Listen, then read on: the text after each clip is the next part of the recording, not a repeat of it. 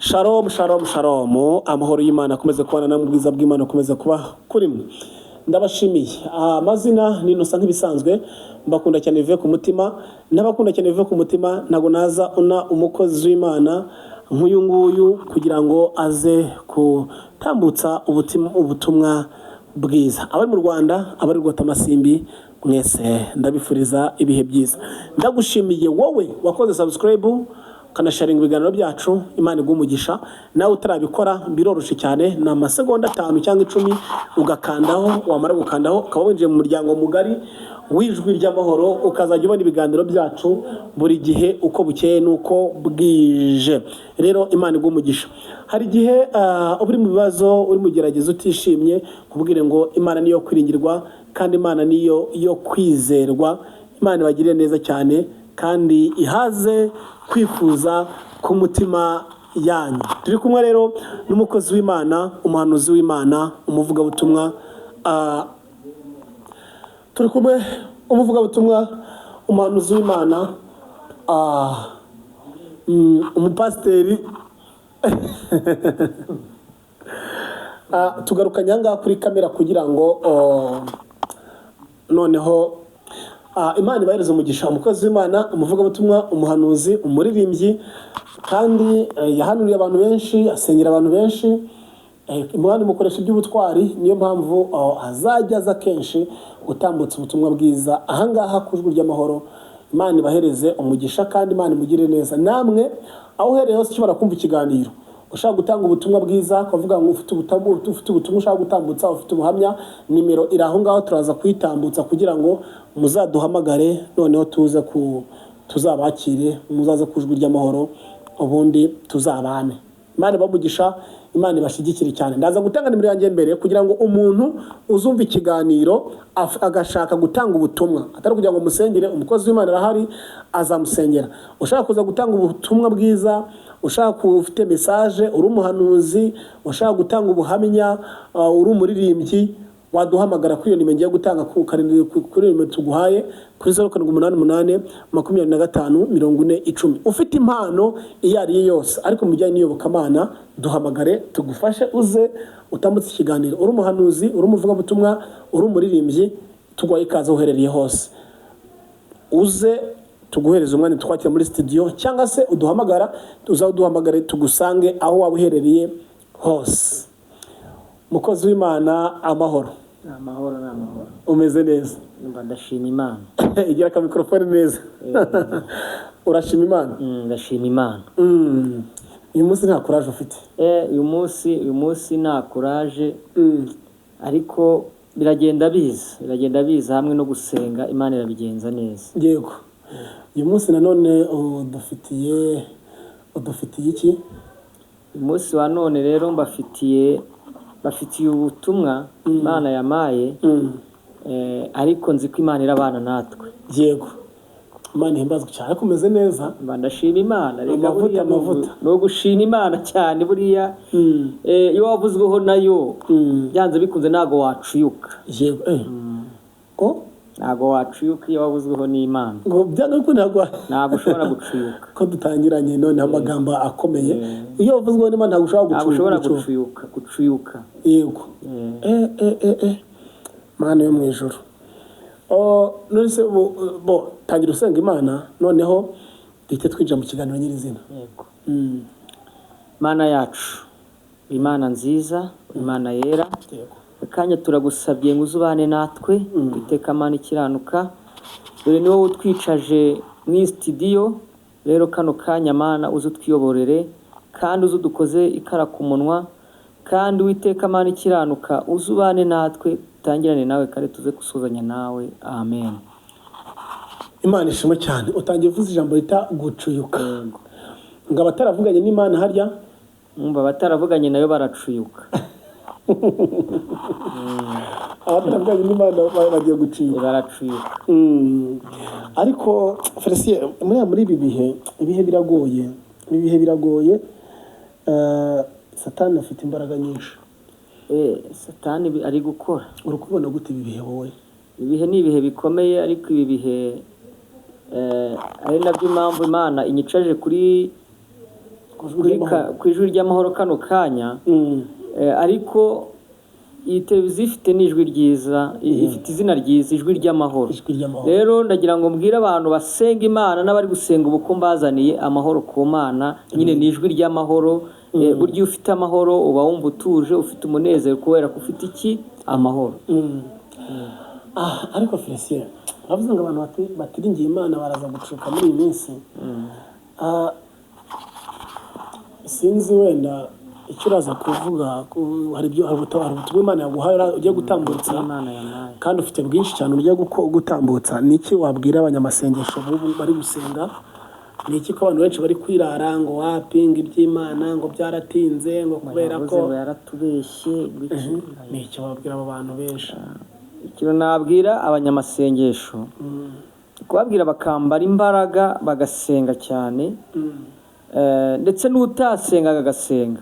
Yego. Ikindi bakiga gufata ibihe, n'utashoboraga iby'iminsi 3 akore n'ibyo iminsi 2 n'umunsi umwe. Kuko hari abagiye kwiriza batari no gusenga bitewe n'ubutumwa Imana yamaye. Hari abagiye n'ubundi gufata ibihe batari no mu bihe byo kuvanga Imana irabaheramo umugisha cyangwa ibaheremo imbaraga kubera ko basuzuguye Imana. Noneho bajya gusenga amasengesho atari kuvuga ngo ni ukugira ngo bahabwemo imbaraga, ahubwo ni nk'amasengesho y'imbabazi y'agahimano. Bajya no gusenga amasengesho y'agahimano. Y'agahimano kuko banze gusenga mbere, bagiye gusenga y'agahimano. Ariko Imana yambwiye ngo mbakangure, yambwiye ngo ko abantu barasinziriye kandi iki si igihe cyo gusinzira. None se sinzi uvuze ku bantu bajya gusenga amasengesho atagize icamara kuko banze gusenga hakiri kare. None se tuvuge ko tugeze mu bihe, mbese ubuhanuzi wenda busa nkaho bureba abantu bose, bureba umuntu usenga gusa cyangwa ubuhanuzi nzanye bureba abantu bose bose. Yego. None ubwo babyitwaremo gute? Kubyitwaramo nta kundi usibye guca bugufiya bagasenga Imana. Imana ikagira icyo ikora, kubera ko nzi ko Imana ikunda igihugu cy'u Rwanda kandi igakunda n'Abanyarwanda. Yego. Abanyarwanda umwe niwe uciye umugani aravuga ngo Imana yirirwa ahandi ariko igataha i Rwanda. Bivuze ngo Imana ikunda mu Rwanda, irahakunda, niho irara nyine. Rero dusenze tugafatanya tugasenga, Imana ni ukuri yakora n'ibirenze, kubera ko nubwo n'ubutumwa yamaye n'ibyo iri kuvuga uri kubona, ariko Imana yacu ni inyembabazi, ni inyemuhwe kandi ishoboye byose. yakora n'ibirenze. Imana ikunda u Rwanda, ikunda Abanyarwanda twese, igira ubuhande igatahirwa hako n'ahandi hose bihari.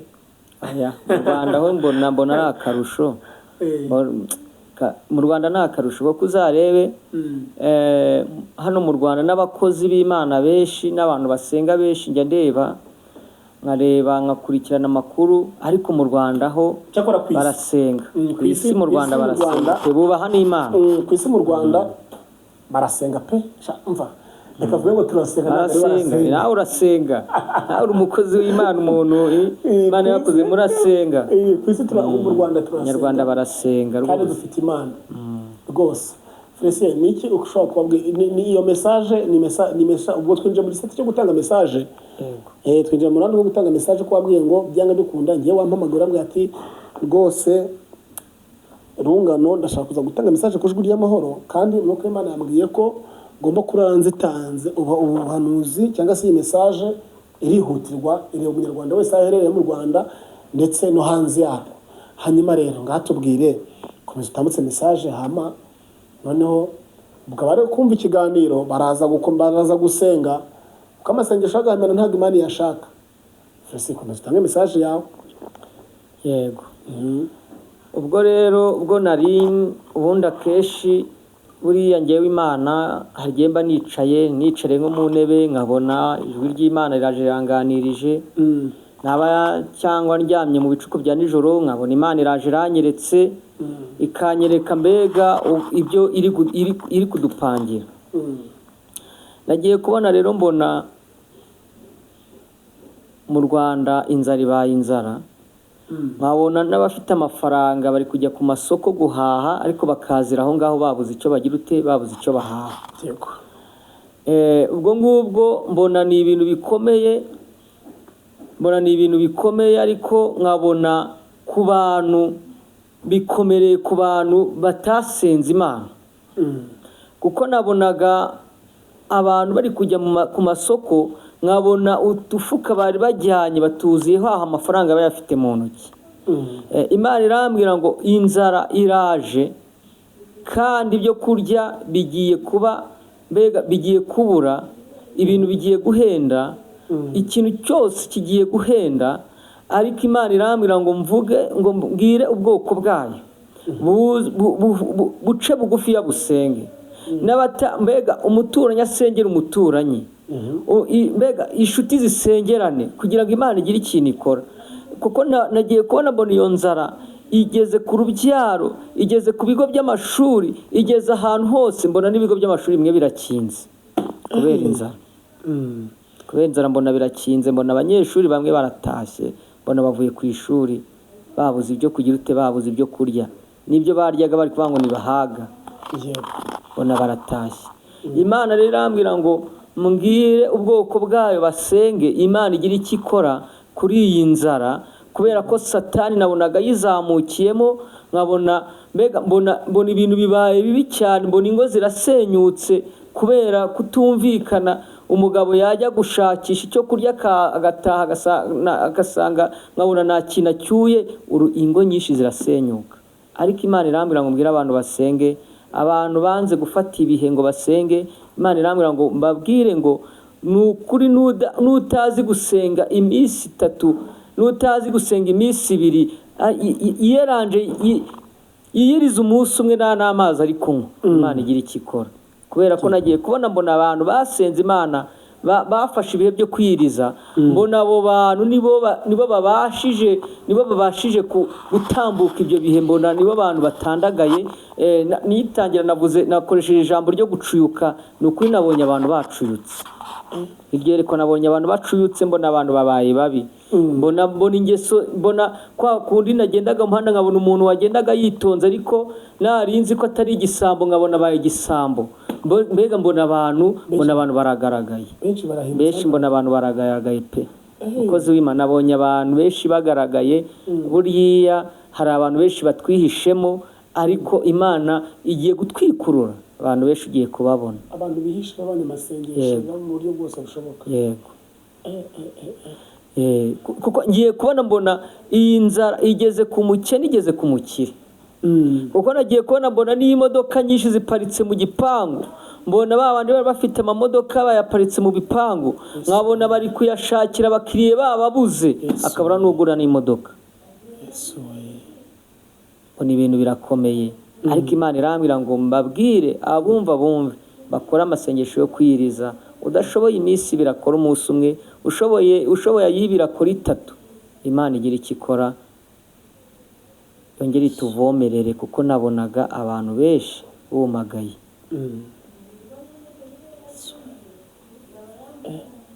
None se ubwo buriya koze no kubatanga message wenda turi kujya ku kiganiro, turi kujya ku musozo, ubundi ni message nizo ngizo cyangwa zirakomeje? Umukozi w'Imana, Imana ifite byinshi iba yatunyujijeho no kutubwira ubwoko bwayo. Hari uburyo ibabwira, ikababwira byinshi, bimwe ikabaha ubusobanuro bwabyo, ibindi bigasaba kugira ngo nabwo mu rusengero ukazagaruka nabyo itanga message mu buryo bwabyo. Ni uko nguko biba bimeze.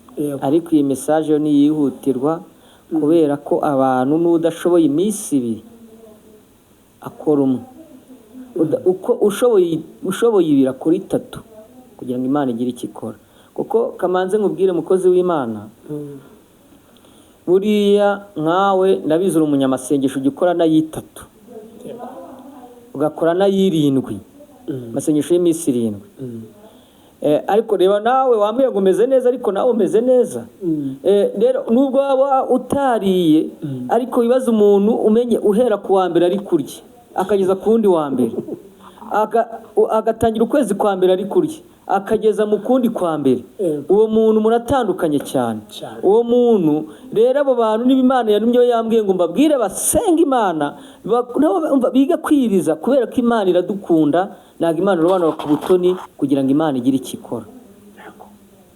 Ni mesaje yamaye y'inzara rwose. Nagiye kubona mbona ibintu bibaye ibindi kubera inzara. Yego. Wenda twinjira mu kigo dusoza ikiganiro, umukozi w'Imana, uraza gufata umwanya urasengera abantu bacitse intege cyangwa se basubiye inyuma mu buryo bwo gusenga, mu buryo ibihe byo bimeze nabi kandi biraruhije. Nicyo abantu bakora nyine. Wenda hari ntabwo yakweretse uko inzara ihari, ariko sikweretse uko ntabwo urugusengero uko inzara bizarangira bigenze, cyangwa kweretse ibintu bizabera muri iyo nzara gusa, ko abagore bazarwana, abagabo bazashwana, ingo zizasenyuka, imodoka zizahagarara, ibintu byose bazaparika. Ntabwo yakweretse ukuntu ishobora kuzarangira. Wenda ukuntu ino nzara izarangira, cyangwa nabyo ni ukubisengera muri ayo masengesho nababwiye y'iminsi abantu bagomba kwiyiriza, bakiza, n'utiza agakiriza, Imana ikagira impuhwe n'ibambe, ikagira icyo ikora. Rero ukuntu igomba kurangira ni uguca bugufiya. Uko inzara izarangira muri rusange, ukuntu nyine uko amaherezo y'ibi ngibi turi kubona inzara, abantu bazarwana, abandi bazagira gute, amaherezo yabyo ibyo ngibyo bizaba, ariko iherezo ryabyo ntabwo uramenya ukuntu bizarangira. Iherezo ryabyo Imana niyo ibifite mu biganza byayo. Yakubwiye ko ishobora kuzabikusobanurira. Imana nabonye yambwiye yuko ibifite mu biganza byayo kandi ifite no kubirangiza. Yego. Izakubwira nuko bizarangira, ukaza wenda ukazongera kugaruka. Nzagaruka rwose, ngomba kubisengera nanjye ayo masengesho y'ibihe ubu, ndetse nanayafashe rwose. Imana iguriza umugisha umukozi w'Imana. Wowe wavuze ko wowe Imana yaguhaye ubutumwa uri mu bihe. Njye ndi mu bihe rwose. Imana ishimwe cyane. Hanyuma rero twagira gutya ukaza gufata ugatambutsa nimero ya telefone yawe, watwemerera biramutse rwose bitagubogamiye, bitakubangamye, watwemerera ugatanga message, hanyuma ukaza gusengera abantu. Yego. Nimero ya telefone ni 07 9 5 7 7 4 4 2 9. Yego. 07 9 5 7 7 4 4 2 9. Yego. Imana igumugisha mwinshi cyane. Hanyuma noneho wasengera abantu muri rusange, kubera ko nyine ugatambutsa message, nako ugasengera abantu kugira ngo wenda hari abantu bari mu bintu bitandukanye, mu bintu bigoye, bose nta kibazo. Mana yacu, Data wa twese mwiza, ni wowe utureberera amanywa n'ijoro. Ni wowe Uwiteka Mana ikiranuka, utureberera igitondo n'ikigoroba. Ni wowe utureberera kuwa mbere, kuwa kabiri, kuwa gatatu, kuwa kane, icyumweru kigashira, kuwa gatanu, kuwa gatandatu. Rero kano kanya ni wowe utureberera twese, nta numwe ukuyeho. Uwiteka Mana ikiranuka, ni wowe ureberera abasaza, ukarebera abakecuru, ukarebera Uwiteka Mana n'abana batoya. Rero kano kanya gumye uturengere kandi utwambike imbaraga. Uduha imbaraga zo gusenga no kukubaha. Uduha imbaraga zo kuva mu bibi, zo kuva mu byaha, zo kuva mu mashyari, zo kuva mu kwangana. Uwiteka Mana ikiranuka, ntacyo dupfa. Rero kano kanya utwambike imbaraga. Uwiteka Mana ikiranuka, igihugu cyacu ugikorotire, igihugu cyacu abari wowe uza ku mipaka, abari wowe Uwiteka Mana ikiranuka, abari wowe uduhereza ibyo kurya no kunywa. Mana ndagusenze kano kanya uzi ukora imirimo n'ibitangaza. Kandi ku muntu wese urumva ino message agafata bino bihe, Uwiteka Mana ikiranuka, uburinzi bwawe bugomba kumujyaho. Ugomba kubona icyo kunywa, akabona icyo kurya, ntazicwe n'inzara, kubera ko yagutakambiye, kubera ko yagusabye, mu izina rya Yesu, amen. Imana igumugisha kandi mwakoze kumvira umwuka w'Imana. Imana bagira neza. Murakoze. Amen.